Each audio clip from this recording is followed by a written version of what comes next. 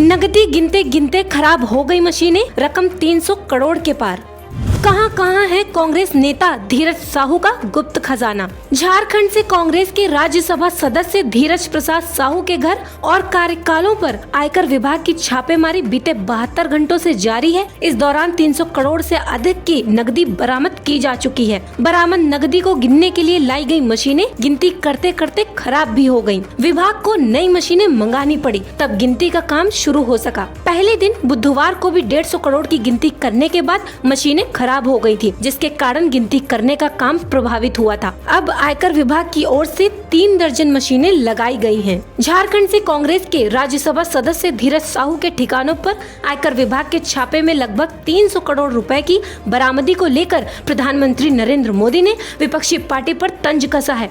उन्होंने इसे भ्रष्टाचार के खिलाफ भाषण देने वाले नेताओं की असली सच्चाई बताई है। इसके साथ ही यह भी साफ कर दिया कि जनता से लूटे गए पैसों का पूरा हिसाब लिया जाएगा और उन्हें एक एक पाई लौटानी पड़ेगी। उन्होंने इसे मोदी की गारंटी बताया। अभी तक की जानकारी के मुताबिक लगभग 300 करोड़ रुपए नकदी मिल चुके हैं। झारखंड के पड़ोसी राज्य ओडिशा स्थित उनके ठिकानों पर आयकर की यह छापेमारी अब तक की सबसे बड़ी छापेमारी का रिकॉर्ड कायम कर रही है। स्थिति यह है कि कोई भी कांग्रेस नेता इस पर बोलना नहीं चाहता। खुद राज्यसभा सदस्य धीरज प्रसाद साहू ने भी पूरे प्रकरण को लेकर चुप्पी साध रखी है। मिली जानकारी के मुताबिक धीरज प्रसाद साहू अभी नई दिल्ली में हैं। एक प्रकार से वे इस मामले में फिलहाल अलग थलग दिखाई दे रहे हैं। पार्टी नेताओं का रुख देखकर यह लग रहा है कि इससे होने वाले बड़े नुकसान का अंदाजा उन्हें है।